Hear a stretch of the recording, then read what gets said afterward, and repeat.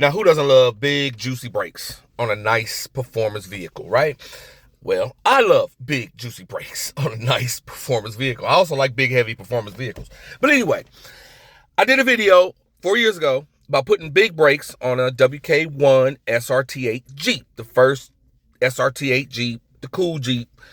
And it went really well. It was a really long, drawn out process. A lot of people hadn't done it yet. And it was a little strange. Now, for a Charger Challenger 300, it's a straightforward process. Just slap on some, if you got an SRT already, or a SCAT, or something like that, that doesn't have the 6-piston BR7s on it, all you got to do is go get you some. You can grab them from anywhere. eBay, Cleveland Power Performance got them all the time. There's places that have them. They're used. And the thing about it is the brake caliper is a very, very simple. It's almost a solid state part.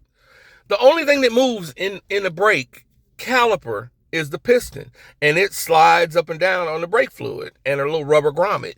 That's it. So a used brake caliper is nothing you have to worry about.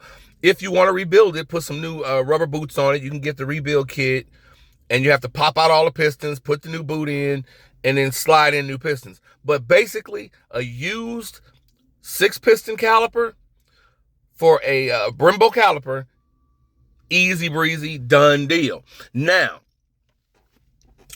the WK1 Jeep is a little weird because it has it runs the same 4-piston caliper stock that the old Challengers, Chargers 300s ran, the SRTs, right? So if you got one, you think it's the same deal, just slap on, slap off. But it's not, because the rotor is the problem. So therefore, I had to make a video, right? Because the rotor on the Jeeps has a different offset than the rotors on the Hellcats and the big brake scat packs, right? So on a Challenger Charger 300, the brake caliper sits a certain distance from the hub. Okay, the center, the rotor and the brake caliper, it sits a certain distance from the hub. Therefore, you can easily take Hellcat stuff and put it on an older, lesser 300, as long as you got the SRT spindles and front knuckles. Now, with the Jeep, there was never a 6-piston SRT8 WK1. Never existed. They never built a rotor for that bigger caliper. Because mind you, the 6-piston caliper sits further away from the hub. So you need a much larger rotor to fit in there. And there was never one made for it. So if you want to use the Hellcat rotor that would probably come with the used pistons, calipers you're getting, you would be in trouble because the rotor would not sit properly aligned with the caliper. So I went ahead, made this video, explained how I did it all. I went through a whole process. I had to go dig in, research, find out what the correct offset was for the rotor.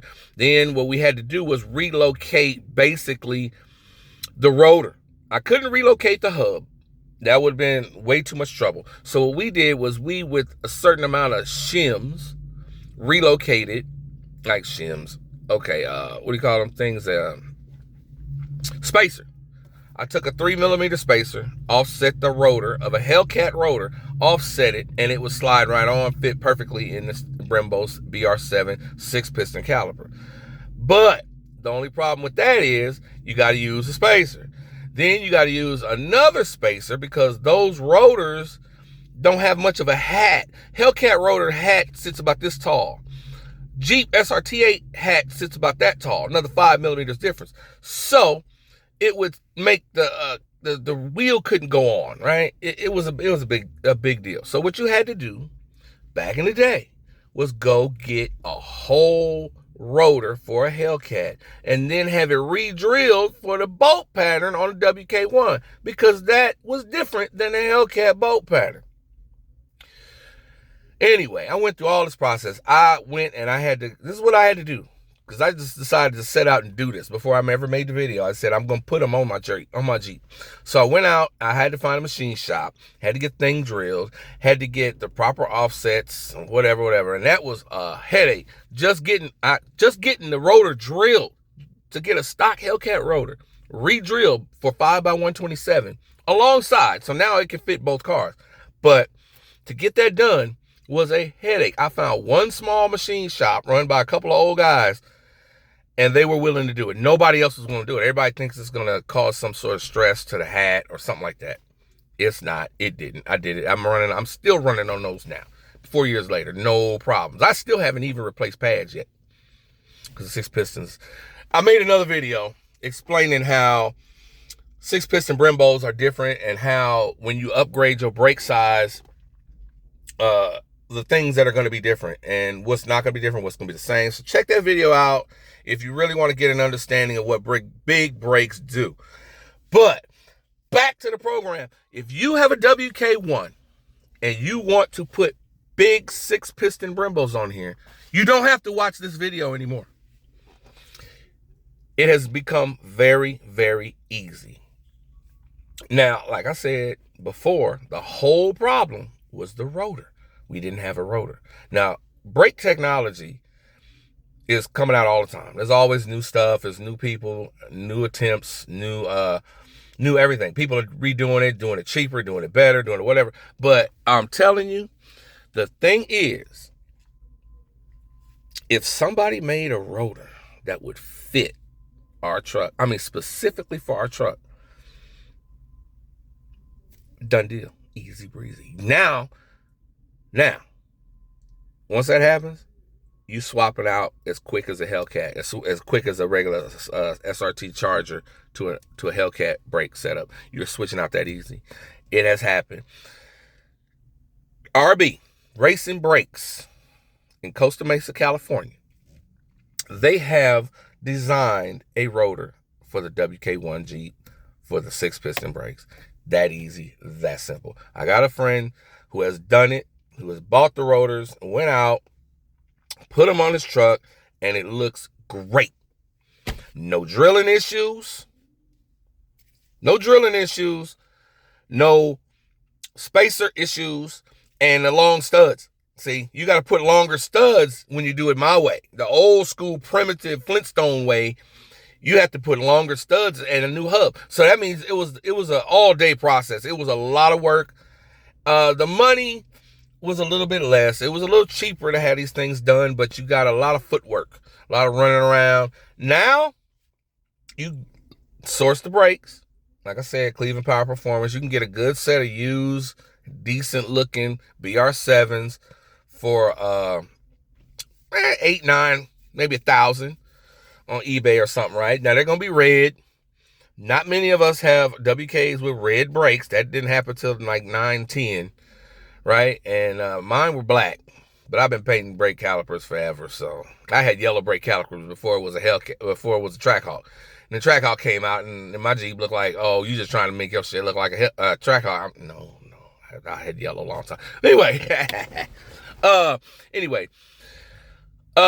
now, like I said, let's start from scratch. If you want big brakes for your WK1, all you do, source the calipers, go to RB Racing Brake in Costa Mesa, California, source these rotors. They're about $1,500. So you in 25 at this point. Okay, but you got brand new stuff. Like I said, the calipers can be brand newish with a paint job and some new rubber boots. So brand new rotors, brand new calipers that are fit to the car with no spacers. Now you may need a spacer if you're putting custom rims on.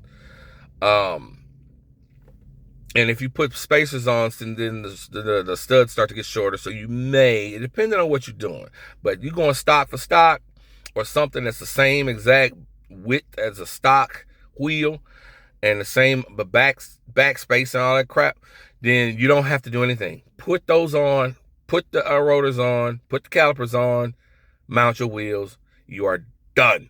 Now you have to bleed them, and I would suggest doing a stainless steel brake lines when you do all four. all 4 rounds, since you're going to open the system anyway.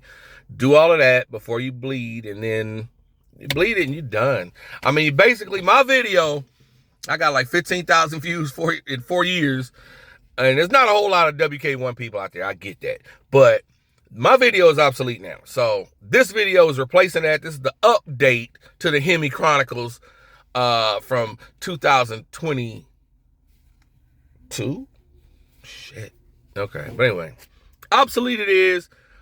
Watch this video, like it, share it, and man, go out and enjoy those big breaks, because I'm telling you, nothing looks better. And I mean, like I said, you get the feel, you get the longevity. Oh, and if you get those BR7s, and this goes for anybody, you get Brembo BR7 brakes. If you got them already stock in your car, you take out the Brembo pads that are in there. Those pads are called dust producers. All they do is produce dust, and they orange your rims. So you go get Power Stop Z26 carbon ceramic pads. Comes with the kit, with the little metal brackets, the little silencer, all that stuff. Comes with everything, about $80. Brembo pads are probably about $400. I don't know. I ain't never bought a set of Brembo pads in my life. But the pads I use for mine, $80. Amazon. Power Stop Z26. I'll post a picture in post and show you exactly what model. But they have them for all of the muscle cars. Everybody that runs Brembo brakes use those. They are great brakes. They're quiet. They are dust-free. 100% dust-free, I'm telling you.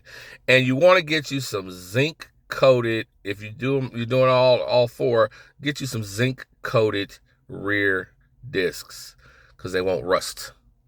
They don't rust. Except for the pad surface, where the pad scrapes off the rotor, where the pad makes contact. That part rusts because there's no coating that can stop that. You just wear through the coating every time you hit brakes. But the rest of the rotor stays silver. And you winning. So, like I said, it's a whole lot easier now. Go ahead and do that. And let me know. Shoot me some pictures. Hit me on Instagram. Show me if you've done the conversion on your WK1. I want to see your conversion, if you did it my old Flintstone way or if you did it the new racing brake way. I want to see it. Hit me up on Instagram at Wilhelmy or at mcube.network. Either one. DM me. I want to see all your stuff. And comment on this video. Let me know if you're going to do it, if you're going to try it, if you've done it already and you love it. I want to hear about it. But anyway, thank you very much for watching. Later.